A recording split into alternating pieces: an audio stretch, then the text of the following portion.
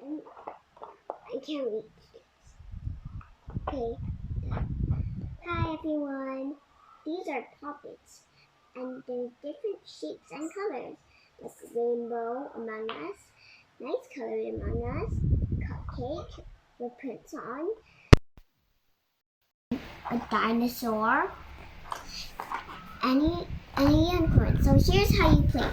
This is a really fun toy. And it makes noise when you pop it, and some of them has pictures of yourself and their shapes. So in different things. So this is how you play. If you have a bigger one, you have to make sure that you don't win a popping contest. Cause if it's a bigger one, it'll be really hard to pop. But if you're using a smaller one in a popping contest, you have no problem. So this is how you play. You can either play 2 hands, 3 hands, or even 1. See?